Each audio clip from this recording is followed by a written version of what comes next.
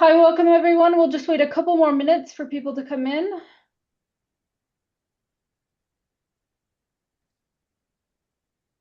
Maybe we can start with a quick round of introductions while people are joining, and then we'll go ahead and turn it over to Oleg in a few minutes. So I'm Jenny Thomas, I'm the coordinator of the Certainty project, and I'm here with some colleagues who are co-hosting this seminar. So Harry. Yeah, hello everybody. I'm a co-coordinator of Certainty. And then we have Anna, who's hosting our webinar today. Anna. Hello, I'm Anna. I work for the National Observatory of Athens as a postdoc. And yes, I will help moderate the web. And Oleg, you can go ahead and say hi. Anna will take care of introducing you in a few minutes, but you can just say hi for us. We're happy to have you. Hi, my name is Oleg Dubovik, and I represent Project Panorama, and I work in the University of Lille in France. Yeah, I'm also in France. Sorry, I didn't say I'm in Grenoble. I'm going to turn it over to Harry to say a few words about the project, and then we'll turn it over to Oleg. And this webinar is perfectly timed for construction. That's just started below, so I'll try to mute myself as much as possible now. Okay, so those who may not know, Certainty is a Horizon Europe project, and so it's now 2.5 years in, and it consists of 18 partners from 10 countries, and it's led by CNRS in France and FMI in Finland. And the aim of the project is to provide new knowledge on aerosol cloud interactions, how they affect climate and weather using different types of research, starting from laboratory studies to in situ and satellite studies, also using models of different complexity from box models to all the way system models, and we aim to improve the understanding and also facilitate planning of climate mitigation and adaptation strategies, and provide vital information for citizens and society. And with this, I give the stage to Anna Gialitaki, who will be moderating the seminar. Okay. Hello again from my side. So it's our great pleasure to welcome Dr. Oleg Dubovik. Oleg probably doesn't need much of an introduction if you work with remote sensing, probably also outside of remote sensing. He's one of the leading scientists in this field, and he and his team are behind the development of the GRASP retrieval framework, which is widely utilized by the Earth observation community. It's an algorithm that can support input from multiple remote sensing sensors, also in synergy for advanced aerosol and surface retrievals. So today he's going to talk to us about developments that were performed in the context of AIRSENSE ESA project, which is also part of the ESA European Commission cluster, as is Certainty. So these developments are very relevant for Certainty. So Oleg, thank you very much for being here, and the floor is yours.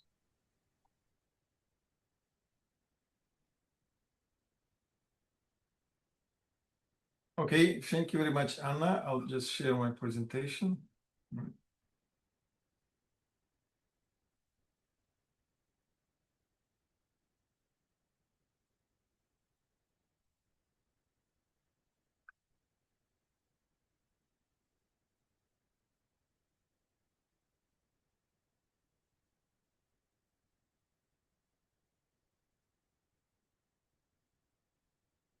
Yeah, thank you very much. And today, actually, I'll be presenting our view of our work, which I entitle New Aerosol and Surface Reflectance Models from Universal Satellite Observation and their Synergies. And well, I done it maybe a bit too general, not necessarily for this audience, but I thought it's webinar. So I just wanted to say that we have now a lot of satellite observation I mean, in our team, we mostly concerned about observation of aerosols. And here, just a few words about principles of aerosols. I mean, remote sensing of aerosols, because, you know, I mean, I think everyone knows, like aerosols, same as cloud, it's small particles, and apparently when they interact with electromagnetic radiation, they scatter, it's absorb and scatter radiation. And once we can model in that scattering, which apparently is the scattering is different angles and different wavelengths and so on, then once we know that, we may attempt to characterize actual properties of aerosol, for example, the sizes and shapes and so on. And there are different type of observation, either from satellite or ground, and they can be also passive and active. Well, the both of them looking, for example, on angular and spectral scattering. And I think for those who work with electromagnetic light scattering, you know that it's driven by pretty, or can be described by pretty complex formalism, where we need to look at transformation, not only intensity, but entire Stokes vector, which includes several elements which deal not only with intensity and polarization. Polarization, it comes from the formalism which represents electromagnetic radiation as a wave, as you could see, for example, here. And basically, it reflects the facts that solar radiation can interact differently with any kind of regularities on their way. And well, and actually, this scattering matrix is a fully described interaction of electromagnetic radiation with the particles. It has 6 independent elements, and 5 of them deals with polarization. But this is only single scattering. But in the reality, once we try to interpret radiation from the atmosphere, we have to account for fact that there are other players in the atmosphere, in the system atmosphere and land, which actually also interact with radiation. And it's, for example, aerosol gas absorption, molecular scattering, surface reflection. And at the end, we have to be able to account them. That's we do using radiative transfer theory. And well, here I kind of make simple draw that basically using all of that information and based on our, let's say, phase matrix, which is all elements angular dependent, we have to interpret these properties. But once we look, for example, at passive radiation, where the solar light is unpolarized, and we look through all derivation, we actually see that there are mainly 2 elements which play a role. It's intensity and degree of linear polarization. And as long as we can benefit from all features, spectral angular features of those elements, we can benefit from remote sensing of observation. And then I just draw it and the picture where we looking at different type of remote sensing. There are like local measurements, which maybe even not remote sensing, like nephelometers, which can make measurements at any angles and, well, basically any spectral range. Then we can deal with very detailed information about entire sky radiation. But if you look at the remote sensing, the ground-based measurements, most capable its measurements, but this ground-based sun photometer, they look more or less in forward radiation, and they can measure intensity and polarization. But once we go to satellite measurements, well, we know, for example, MODIS and many other instruments which measure only at one angle, and they measure somewhere in backscattering hemisphere. That's not so much compared, for example, to Aeronet, and therefore information content of those observations is limited.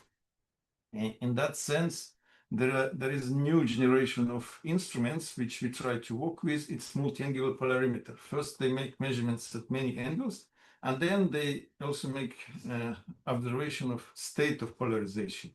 Well, in my draw, you could see that they cover pretty much all angles in backscattering for both intensity and degree of linear polarization.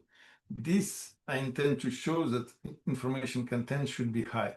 There is also active observation, which look only at one point backscattering, but they have different strengths. I will mention that later. They can provide vertical information. Now, if you look from that perspective to all aerosol passive satellite instrument, which is instruments which provide global information about aerosol and actually clouds, although I'm talking only of aerosol, and we see that in the past, most of observation were single view observation, or some like Miser multi-angular, but no polarization. And on the right side, you could see a number of multi-angular polarimeters.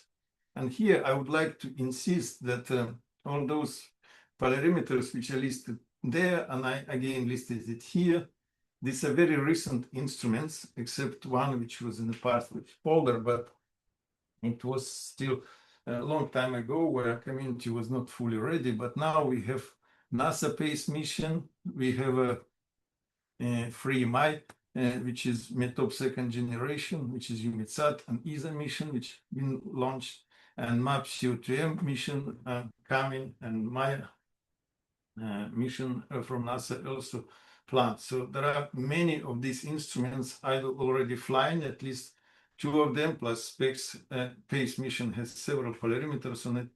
And now we start to get this information. And this is what we try to work with. And here's just quick illustration what it gives us. I mean, because I showed you some equations, very hard to explain quickly, and maybe myself, I don't go to the very deeply to the bottom of that. But this is just quick illustration. This is actually images of Amazonian fire in different days from HARP-2 polarimeter and from PACE mission. You could see here these two images of intensity. Once we look in polarization, they look completely different. So even without understanding formalism, you could see that we have different information from these two images. But there is multi-angularity, and here you could see the video of this polarized intensity. You see at different angles, the images are changing. That means properties are changing, we get different information. In that sense, we have much more solid base for developing aerosol and actually surface characterization. And here I want to mention you, like show a little bit what it gives. For example, the first polarimeter was nearly like if 13 years ago it stopped working, but it's worked for 9 years. It was polar. It was a French mission. This also was first polarimeter, well, one of the first polarimeter in the space, and it's first which provide actually lengthy observation of 9 years, and you could see that we could process all this data and provide and generate very nice data set of observation. Those who works with aerosol, you know that usually satellite provide mostly maps of, let's say, concentration, or in optical sense, aerosol optical depth or thickness. But from polarimeters, we can get also on Strom exponent, for example, which is parameter characterized in size. Here you see the blue color, the larger particles, and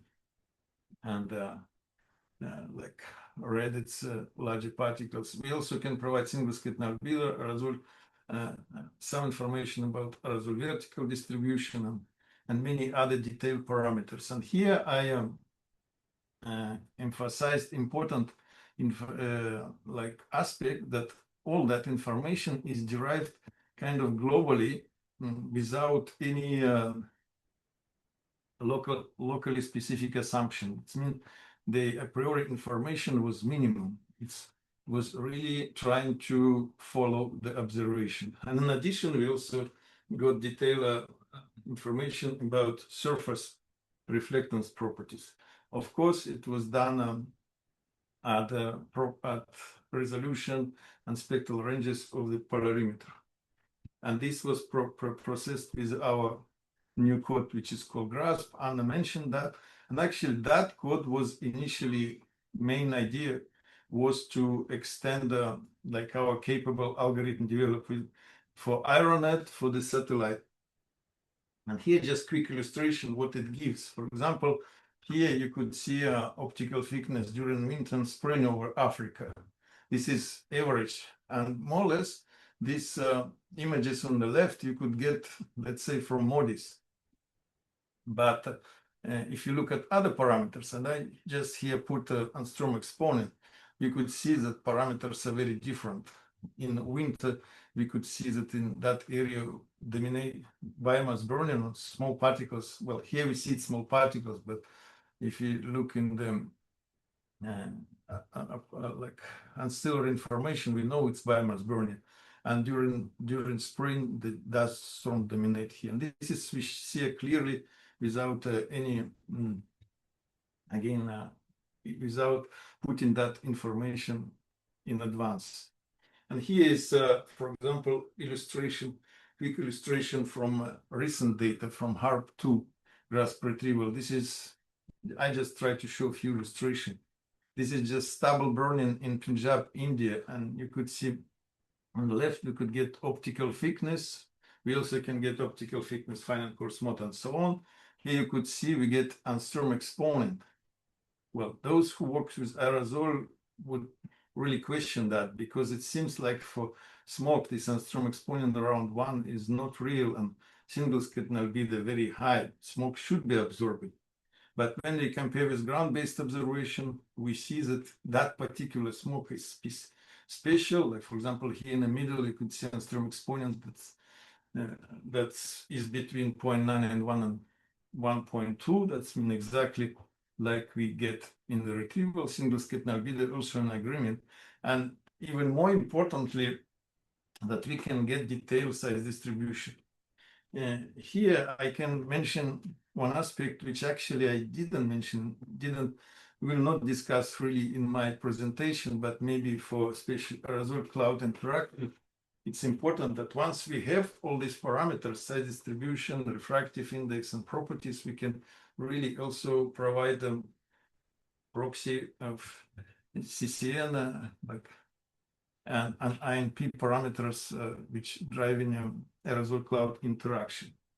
I also wanted to say that we derive not only aerosol properties, but for example, the surface reflectance, which is in our case, because we have multi-angular parametric data, characterizes in a lot of details. For example, we use for intensity bidirectional reflectance. On the left, you could see how it's look like. It's very complex shape, and here it's just equation which shows that it's normally, and there are empirical but well-established models where we know that reflectance driven by isotropic term, and then anisotropy driven by volumetric and geometric terms. And here you could see that with a Polder grasp retrieval, we can provide all those parameters here over a globe. You see that and we retrieve them together with aerosol.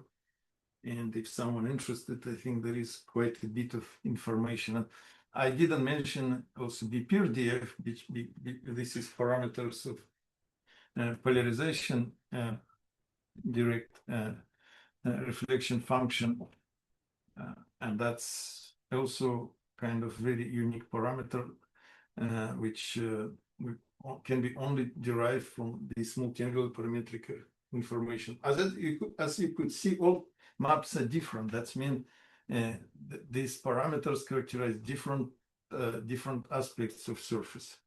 We also normally provide like water living radiances, I mean, which is related with the reflectance of water. For example, here you could see water living radiance short wavelengths, and we see the brighter water in the blue. It's cleaner generally. If we see green water, which is next to the coast, it's a kind of indication of biodiversity, and using that we can get map of chlorophylls. This is two different months of map of chlorophyll, January, July. So in principle, we all can we can provide a lot of information, and that was done with our code. Actually, well, GRASP code, but I think there are other quite powerful algorithms like Remotab, but in that sense, I want to say that it's not only our vision, not only our kind of progress that we can derive this information.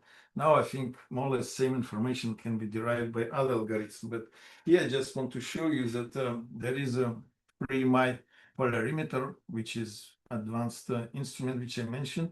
It was launched last August. Now it's still in commission phase, but Umitsat, who managed that instrument, they actually take GRASP as operational day one plus algorithm, and whatever I showed you for polder and even more will normally be provided on near real time as operational product. You could see here the list of parameters, and here there is small cartoon where maps are changing. Maybe it's difficult to see, but here we can also provide all what I showed you, like size distribution, total aerosol optical depth, aerosol optical depth fine and coarse mode, properties of absorption and Strom exponent, index of refraction, size distribution, but also, as here, we attempt to provide information of the chemical composition. This is a kind of new approach which we invented also, where instead of just deal with optical properties like, well, size distribution is microphysical, but there is refractive index, real and imaginary part. It's a optical parameter. Of course, it's related with chemical composition. For example, black carbon and quartz have different optical properties. So in that sense, we decided to retrieve size distribution of different particles and also composition, where we assume that our aerosol composed by different different components like black carbon, brown carbon, non-absorbing soluble, non-absorbing insoluble, water, and so on. And we know, or we know spectral optical properties of those parameters, refractive index. And once we retrieve fraction of these parameters, we can calculate everything, optical properties, and we also we also have information or values for our fraction, that's concentration. And what it gives, we can retrieve not only optical depth, what I showed you, but also directly like concentration of different components, for example, coarse dust, for example, here ferrum oxide, black carbon, and so on. And here I just wanted to show you that with polder we process all data with that approach, and we could get map of black carbon, which again didn't use any local a priori assumption. That means whatever came out from the algorithm, we didn't change it, and it was not linked with any modeling information. And here we have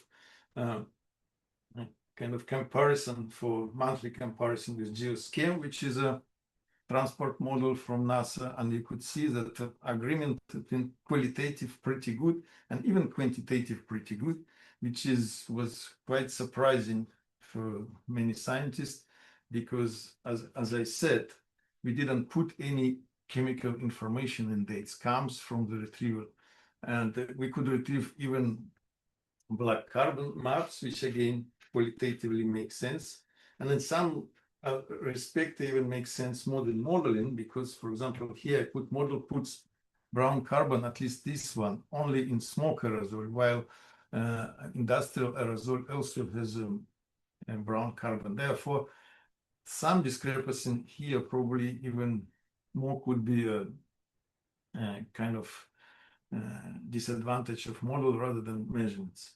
In any case, all these ideas now were taken by UMITSAT team, and normally this kind of retrieval will be implemented as near real time for the FreeMI. And here you could see that it's actually courtesy of Bertrand Fournier from UMITSAT. They illustrate, I mean, how rich the new product should be. Like get all optical properties spectrally, like total optical depth, fine and coarse, single slit albedo, and optical depth spectrally, then different components. We also estimate errors dynamically and provide detailed properties of surface. And well, my conclusion, not conclusion of the entire presentation, but at least this part, that once we have this new multi-angular polarimetry, we really enter a new era of, at least I expect that we will provide unprecedented amount of information of aerosol and surface. But what I wanted to say that I pushed here, I mean, I highlighted an importance like multi-angularity, but in principle, I mean, it's only one aspect. For example, geometry is only one factor. Here, even in this figure, we can see like geostationary and polar orbiting instruments, and that's mean in terms of coverage, they're very different. Like if you deal with even the richest polar observation from FreeMI, let's say, we have global coverage only once in every 2 days. In the comparison, if we deal with geo observation, like illustrated here, we always see full disk almost every 10-15 minutes. So even there are no advantages of that information content here, but there is advantage for geo observation and temporal coverage. Another aspect that all passive observation, even multi-angular polarimetry, they have very limited sensitivity to vertical distribution of aerosol. At the same time, now we have also space sliders like EarthCare, which provide that information. At the same time, that instrument probably not as powerful regarding detail of aerosol. And this, what I wanted to illustrate on this figure, saying that while we have multi-angular observation, it has some advantages like high information content and some limitation, like in coverage, for example, and sensitivity to vertical distribution. Other instruments have their own advantages and limitations, like LiDAR sensitive to vertical information, but needed some extra information for data interpretation. And geostationary has great coverage, but limitation information content. If somehow we could put all this observation together, we would compensate all limitation and will benefit from all advantages. The idea is how to do that. And actually, what we propose and what we insisted, for example, from our team in AIRSENSE and other projects like EU Project Panorama, is synergy, where we try to combine observation of several instruments. For example, here I show synergy of tropomic from S5P, also from 2 different satellites, Sentinel-3 A and B, and geostationary satellite AHI Himawari. And it's an example, like we have these measurements, and we need to combine them. I mean, one problem, how to combine them. First, we need at least the algorithm which can deal with all of them separately. And in that sense, I again refer to our grasp algorithm, which we apply separately to all those observations. So in principle, it's not a problem to have same algorithm for different observations. But there is a bigger difference. If you look at all those observations, even Ocean A and B, very similar instrument, but they don't look at the same place. They look just an area nearby. And if we look at Tropomi, it's observed, it's a afternoon satellite compared to Sentinel-3. Of course, if you look at Himawari, it's simultaneous more or less with all those observations once they in the same disk. And but how to combine them? In that sense, in GRASP, we also developed pretty advanced feature, which called multi-pixel approach, where we don't invert one pixel, we invert big group of them. And then once we invert big group of them, we anticipate that we see some more or less similar aerosol and surface in time and space. And this similarity, we account for a priori constraint on time or space variability. For example, we know land surface changing very slowly, well, at the same time, like it can change very quickly horizontally, but aerosol, especially type, doesn't change quickly horizontally most of time. So we can put different constraints, and we have good concept for that, and we can benefit. And then how do we combine it? For example, here you could see we have OCA, OCB. We basically like take this kind of domain of observation, which for 12 hours, which include observation both in time and space. And then we fill out with different observations like OCA. They are almost simultaneous, but looking next to each other. Then Trapomi looking in afternoon. Then Himawari looks all the time.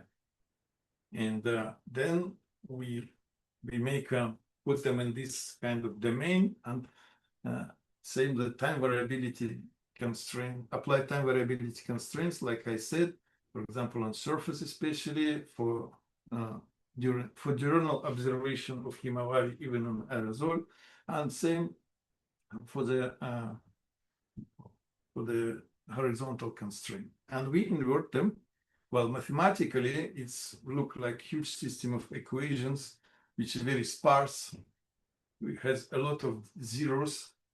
And once we put all those equations and try to retrieve properties in each of these points, it's I mean, simultaneously, what kind of advantages may bring? It can bring advantage because we can put here, in addition to that upper equation, the system below, which represent multi-temporal and multi-spatial constraint. And then we have huge system, which already does not consider all measurements independent. They somehow connected from priori constraint, and we can solve this equation and get advantages.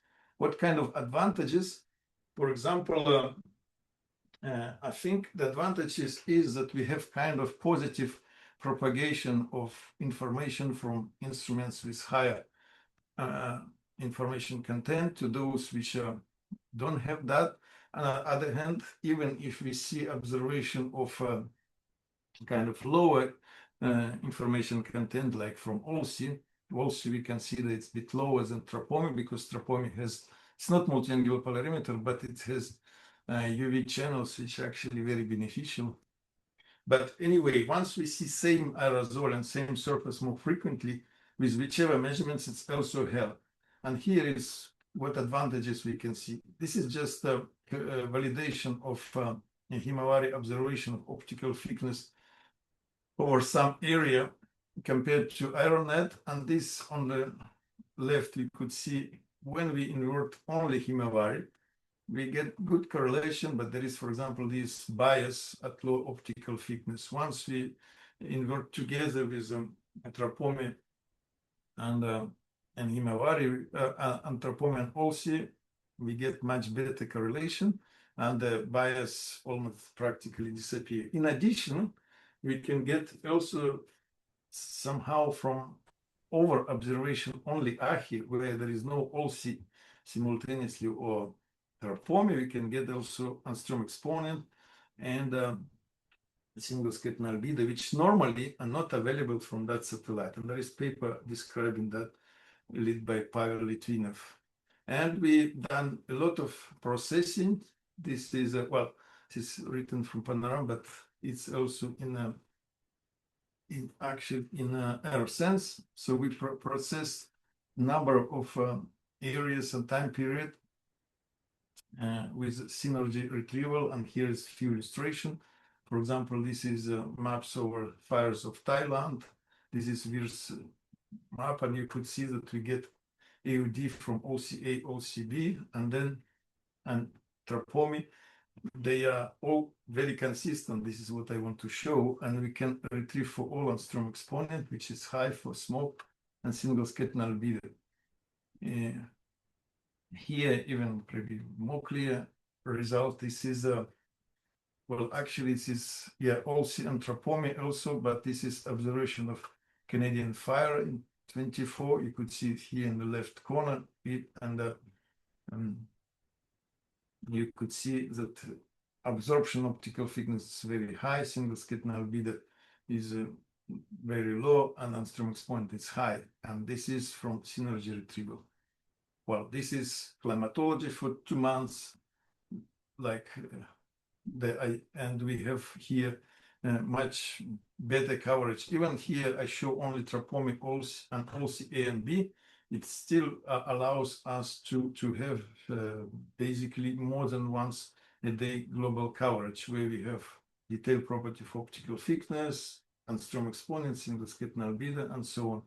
And finally, once we also combine with AHI, Himawari, we can get more or less same content of the data, but much more frequently. For example, here you could see it's for the same date, where you could see, for example, it's also A and B synergy. First image below it's Trapomi, and the rest is Himawari well, here we did it every hour.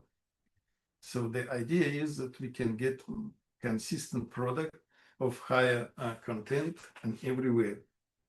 And finally, I want to say that shows that we also try to apply like develop synergy with LiDAR data, with Earth Care, and you could see here that Earth Care has very narrow swath, and of course it doesn't have always the same same passive remote sensing observation coincident.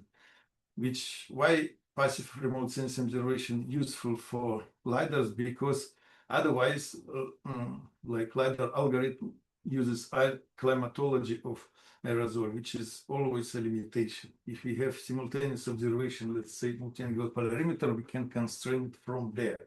And here I showed that what is interaction with different like CNRS 5P, FCI, which is geostationary algorithm, and the Sentinel-4 and so on. So only if we use different observation, we can actually develop synergy of LiDAR data and passive observation. And here, I just coming back more or less to the same equation, just say, we do the same more or less, just to add here somewhere passage of athlete Earth Care. And in addition, we retrieve not only total optical properties, but some vertical profile. And in that case, for example, in difference with kind of operational retrieval, we try to provide several vertical profiles for different aerosol modes. So here you can see that mode 1 fine, and there is 2 coarse modes, like spherical and non-spherical. And here is illustration for one case. And you could see agreement or disagreement with IronNet, but nonetheless, from athlete, and here it's with HARP, athlete and HARP, you could retrieve all properties, including size distribution, Armstrong exponent, and this vertical information. This is, I think, is the site in Greece, and that's, I would say it's still rather at the development, but we expect that very soon we'll have a lot of results of combining passive and active observation. And here's my last slide, where I have very quick conclusion that we have novel observation by this multi-angle polarimeter space LiDARs, and I would say together with all other satellite observation which we have in space, and they provide now already unprecedented amount of information here, talking about aerosol and surface, but probably it can be applied also to cloud and gases. And of course, once we have all those observations, what we can do? We say here that in addition to not necessarily launch new instrumental, I mean, it's always good, but difficult. But in order to optimize outcome from those instruments, we can use synergy. The only problem is that data observation not coincident, not simultaneous. But as I showed you, we developed a kind of platform approach to deal with that. And once we use it, we see the positive propagation of information, improving retrievals from different instruments.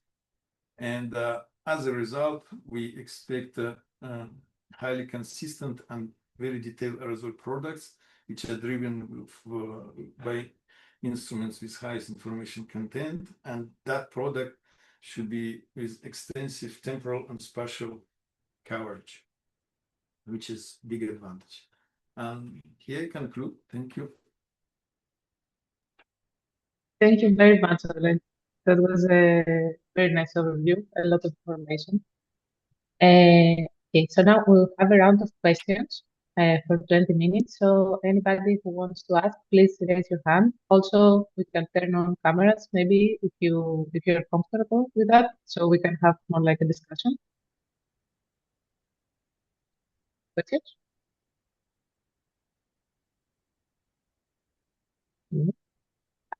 Okay, Harry? Yeah, thanks. That's really impressive. Going to the CCS and size distribution, have you evaluated those with in situ data? Well, usually we validate it more with ground-based remote sensing data, and I showed some illustration, which is more with Aeronet remote sensing. Of course, when there are campaign, and here maybe Anna can say even more than me. For example, in this project, we working with the Athens Observatory a lot. There is quite a bit of effort to validate it. I mean, yeah, including also using in situ data. So yes, we validate it as much as we can. Yes, and how do you plan to distribute, for example, the CCN data? Yeah, actually, somehow I thought that this webinar for a bit broader community. I didn't want to go in this, but generally, we calculate CCN data based on our retrieval. Like CCN, it's number distribution above certain size. And yeah, we can calculate them in total column. And once we have vertical information, which we have some from multi-angular polarimeter already, we retrieve aerosol layer height, but with Earth Care, we have much better, so we can spread vertically. And well, for INP, it's related more with surface of particle. Same, once we have size distribution, we can integrate it. And we also have some suggestion what kind of particles they are, so we can account for different mechanisms of nucleation and using information about temperature vertical profile. We can calculate, see how much particles above this freezing layer exists. So we try to provide that information. Yeah, and you asked that would be I also said about INP, ice nucleation particle.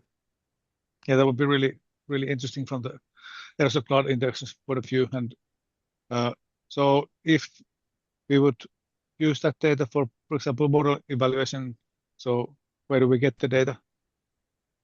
Well, we can provide this data. Okay. And we can provide this data for the areas and periods which we have processing. Okay. And just let's get in touch and we'll give you what we have. Yes, thanks. Other questions? I have a question. It's a more generic one. Based on your experience now with working with different kind of polarimetric data, which is, for example, now we have 3MI coming that will have much longer wavelengths than what we have already seen. Which is more important in terms of information content for the retrievals, more angular views or like more wavelengths, more spectral bands? And should these bands be at the larger wavelengths? Do we expect more information for the coarse mode, for example?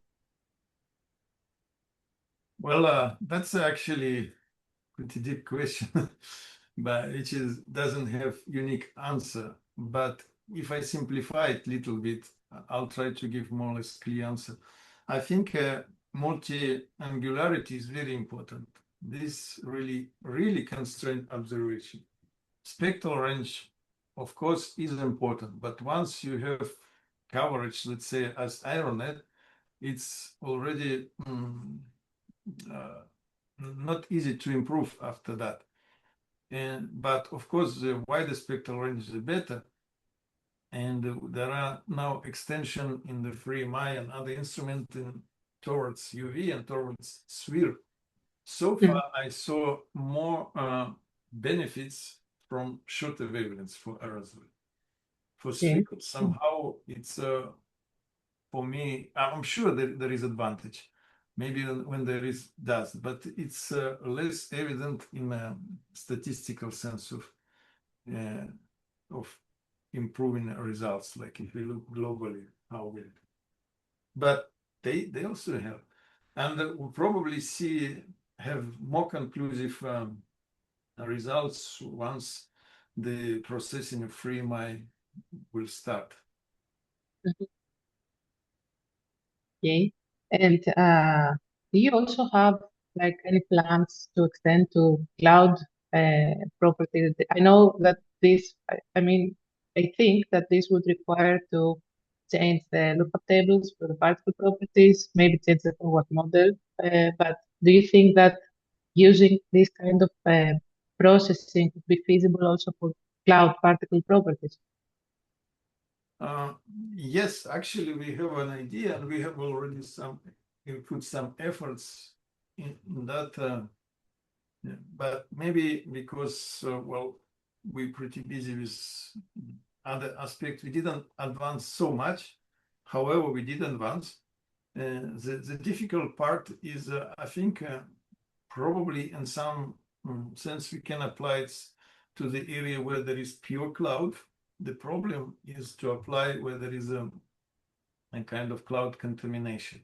This so far I consider as very challenging task, and that may be a bit blocking us to go with full force and try to retrieve everything together. But we generally have this idea and try to move in that direction. Thank you, Oleg. Other questions?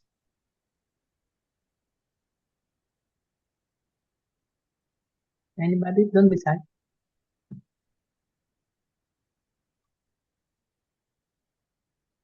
No? I have another one. It's more specific. In the case that you showed with hard retrieval for the smoke case over the pit fire, do you think that maybe the reason that you see larger particles and not so absorbing, maybe it's because it's very fresh? It's the difference in optical properties? No, I think it's a special. I don't think it's really, well, maybe it's fresh, but it's fresh from specific vegetation. This stub, I mean, I even don't know how to describe it in English, but it's a kind of very dry and strong, this lower part of grass, I think, which is not, which is very particular for that area. For example, if you look at like fresh smoke in Africa on Amazonia, it's not like this. Actually, in Amazonia, we see more transformation, kind of large particles in aging smoke or something later, but it's right away. So that's why I said we were surprised based on our experience with African fire and South America. Okay. Other question?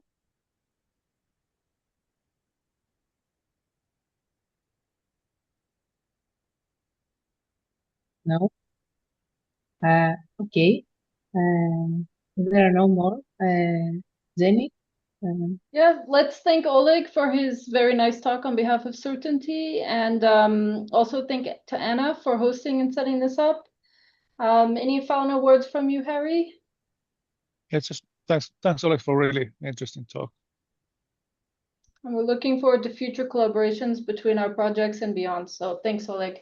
Yeah, thank you very much. Like I say, a little bit, I see I made a mistake, didn't show the CCN and IMP, but if you have interest, we can. Yeah, we will come back to you. We will come back to you. Yeah. Maybe I can say stay tuned for future. So this was sort of an invited webinar where Oleg presented his work within AIRSENSE and other projects invited by Certainty as part of this EU EC aerosol cloud cluster effort. We'll have future Certainty webinars sort of featuring hopefully Certainty early career researchers. Stay tuned for announcements about these in the fall, hopefully. And thanks again, Oleg and Harry and Anna, for all of your hard work putting this together. Ciao. Thanks. Bye-bye. Okay, thank you very much. Thank you. Thank you, Oleg. Bye.